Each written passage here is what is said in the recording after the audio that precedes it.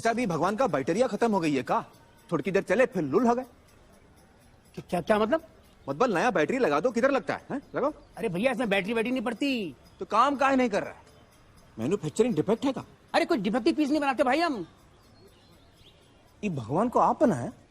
जी हाँ, अपने इन हाथों से। आप भगवान को बनाया कि भगवान आपको? भैया भगवान ने हम सबको बनाया है, हमने तो सिर्फ इनकी मूर्तियां बनाई है। काहे बनावा तो उसकी मूर्त? ताकि हम इनकी पूजा कर सकें, अपने सुख दुख की बातें कर सकें। करे भीतर ट्रांसमीटर फिट है का? भगवान तक बात पहुंचत कैसे है हा? अरे भगवान को किसी ट्रांसमीटर की जरूरत नहीं पड़ती, वो डायरेक्टली सुन लेता है। डायरेक्टली सुनत है तो फिर ये मूर्त की क्या जरूरत है? अरे क्या करूं इसका यार, धंधा बंद करवाएगा क्या? हमारी फिल्म ने एक ही चीज दिखाई है, जो लोग धर्म का गलत इस्तेमाल करते हैं उनको हमने उनका पर्दाफाश करने की कोशिश की है। ये फिल्म में सिर्फ वही हुआ है। ये चीज उस फिल्म ने कही है कि ऊपर वाले के साथ आपका जो कनेक्शन है वो डायरेक्ट है। हुई दिखाई दे रही है। स्वामी अग्निवेश ने कुछ एक बुनियादी सवाल उन तमाम लोगों पर खड़े किए हैं या उन भगवान पर खड़े किए हैं जिनकी पूजा की जाती है। ये इसलिए प्राण प्रतिष्ठा की वेदों के अनुसार स्पष्ट रूप से परमात्मा की मूर्ति नहीं हो सकती। यजुर्वेद का मैं मंत्र कोट कर रहा हूं, आप मुझे इसका अर्थ बताइए, गलत है क्या? उस स्वरूप की न तस्य प्रतिमा अस्ति यस्य नाम महद्यश। यजुर्वेद कह रहा है की बात आप उस महान परमात्मा की कोई मूर्ति नहीं। मैं आपका क्षमा चाहूंगा। जहां तक प्रश्न है मूर्ति में प्राण प्रतिष्ठा का, मैं पूरी ताकत से कहना चाहता हूं कोई वेद मंत्र नहीं है जिससे किसी मूर्ति में जो जड़ है, पाषाण है, उसमें प्राण प्रतिष्ठा हो सकती है। ये बिल्कुल निरर्थक है, अंधविश्वास है, पाखंड है। और ऐसा काम करना किसी भी व्यक्ति का, और वो जगतगुरु कहलाएं, ऐसे लोगों के लिए तो बिल्कुल ही ऐसी चीजें गलत है। मैं बड़ी विनम्रता से फिर कहना चाहता हूं, यदि प्राण प्रतिष्ठा आप करने का दावा करते हैं तो बताइए वो वेद का कौन सा मंत्र है जिसके उच्चारण से प्राण प्रतिष्ठा होती है? नंबर 1 वेद। दूसरी बात, उस प्राण प्रतिष्ठित राम की, कृष्ण की या किसी की भी देवता भगवान की मूर्ति प्राण प्रतिष्ठित हो जाने के बाद क्यों नहीं खाना पीना बोलना चलना शुरू करती? जरा प्राणवान होने का थोड़ा सा तो परिचय दे। वो आपने बता दिया वो प्राणवंत हो गई मूर्ति जी। अब उसके बाद आपने लोगों की भीड़ इकट्ठी की और परमात्मा का अवतार पूजो जी, ये कह करके चढ़ावा इकट्ठा करना शुरू किया। ये एक दुकान है, व्यापार है, झूठ है, धोखा है। स्वामी अग्निवेश, इसलिए मैं कहना चाहता हूं हमें सनातन धर्म की पावन परंपराओं को याद करते हुए जो आदि शंकराचार्य ने जो मूर्तियां तुड़वाई, उन्होंने जैनियों की मूर्तियों को उन्होंने हटवाया और उन्होंने कहा ये सब मूर्ति पूजा बंद होनी चाहिए। मैं आदि शंकराचार्य का मैं नहीं, महर्षि दयानंद ने जो बयान किया, जो उनका बखान किया है जी, मैं नतमस्तक होता हूं आदि शंकराचार्य के बारे में।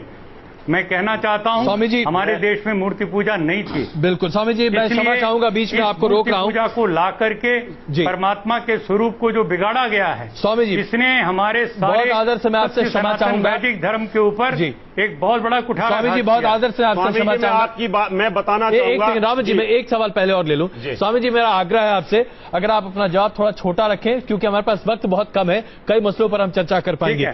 अगला सवाल मेरा आपसे है जो मैं आपसे बहुत विनम्रता से पूछना चाहता हूं, क्या आज आपको लगता है, चाहे आप राम की बात करें, कृष्ण की बात करें या साईं बाबा की बात करें, इनमें से किसी की भी पूजा नहीं होनी चाहिए? क्या आप ये कहना चाहते हैं कि साईं मंदिरों में आज जो पूजा हो रही है, ये पूजा दरअसल सिर्फ और सिर्फ चढ़ावे की पूजा है? जी, लेकिन ईश्वर की प्रतिमा, परमात्मा की प्रतिमा बता करके वो साईं की मूर्ति की करें तो बहुत ही गंदा, गलत है। और राम और कृष्ण की भी करें तो ये राम और कृष्ण के साथ भी अन्याय है। राम और कृष्ण ईश्वर भक्त थे जी, उन्होंने कभी दावा नहीं किया कि मैं ईश्वर हूं और मेरी पूजा की जाए, ऐसी कोई बात नहीं है कि स्वामी अग्निवेश और रावत जी कम से कम एक मसले पर तो एक हैं ना। मैं स्वामी जी करता हूं, मैं स्वामी जी आपकी बहुत रेस्पेक्ट करता हूं, ऐसा नहीं है। मेरा मतभेद तो इस बात पे है कि आप इतने हमारे विद्वान भगवान जो हम जिनको मानते हैं उनके ऊपर आप कटाक्ष करते हैं। आप लोग वेदों को मानते हैं और वेदों को हम भी मानते हैं, आप भी सनातनी है, हम भी सनातनी है।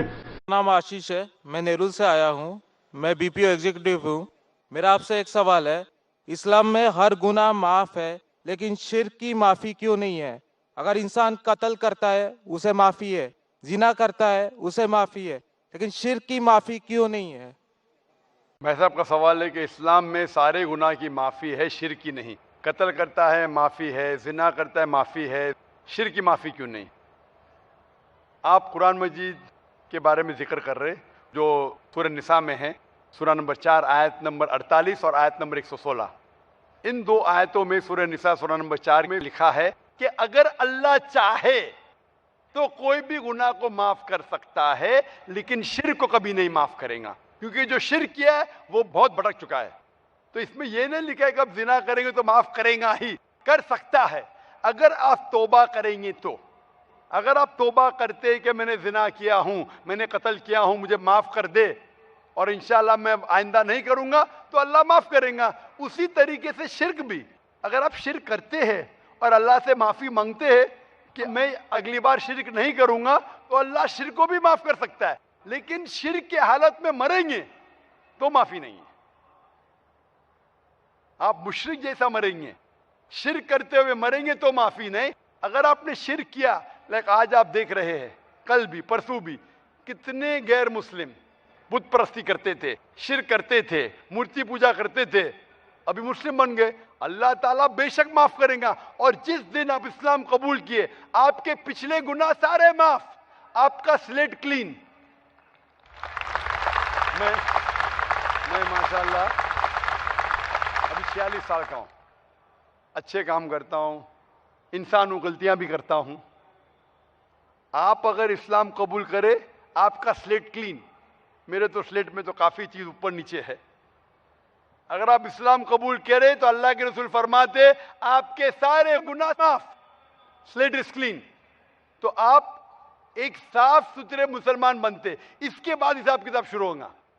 तो अगर आप मूर्ति पूजा करते थे, नहीं करेंगे तो क्यों माफी नहीं? सबसे बड़ा गुनाह है। क्योंकि अगर आप जिना करते गलत है, आप रेप करते गलत है, लेकिन आप उस इंसान को चोट पहुंचा रहे। आप अगर कत्ल करते गलत करते, लेकिन अगर मूर्ति पूजा करते तो उस खालिक के नाफरमान हैं, उस खालिक को गाली देने से फर्क नहीं पड़ता है। लेकिन अगर आप उस खालिक को गाली देंगे तो उसके अहकामात पे कैसे अमल करेंगे?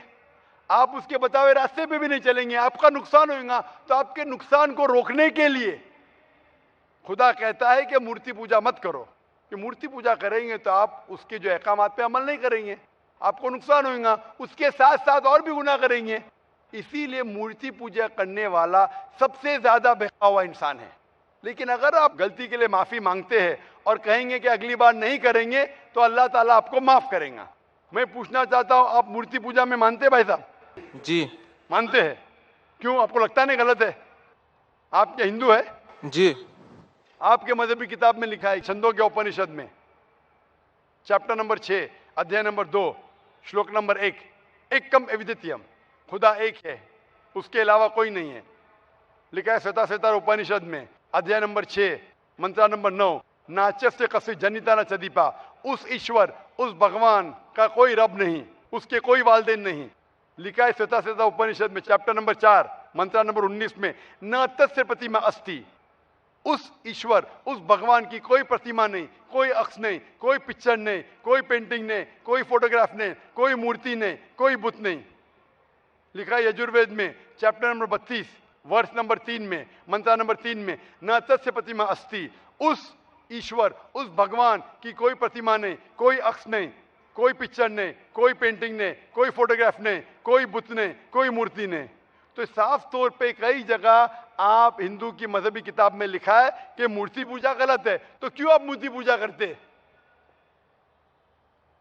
भाई साहब?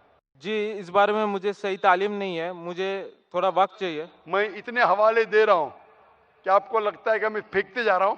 हवाले के हवाले दे रहा हूं, आप नोट कीजिए। जी। आप लाइब्रेरी में जाइए, आपको वेद नहीं मिलता है तो हमारी लाइब्रेरी में जाओ, इस्लामिक रिसर्च फाउंडेशन। हमारे इस्लामिक रिसर्च फाउंडेशन में आपको वेद का तर्जुमा मिलेगा, महाभारत का तर्जुमा मिलेगा, भगवत गीता के कम से कम 30 तर्जुमे मिलेंगे।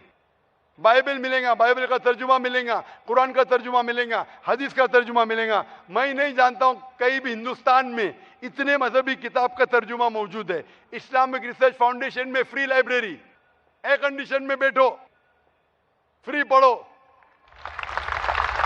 इंशाअल्लाह आपको चाय पानी भी दूंगा मैं। चाय पानी रिश्वत नहीं है, तो क्या आप ठंडे दिमाग से, कभी ठंडा दूंगा कभी चाय पानी, तो आप अच्छे दिमाग से रिसर्च कीजिए।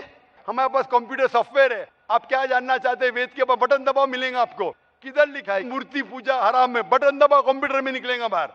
वेद के कंप्यूटर सॉफ्टवेयर है, बाइबल के कंप्यूटर सॉफ्टवेयर है, कुरान के कंप्यूटर सॉफ्टवेयर है, हदीस के।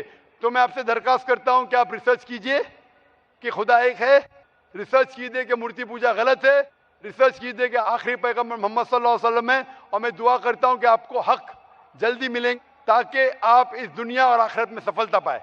शुक्रिया।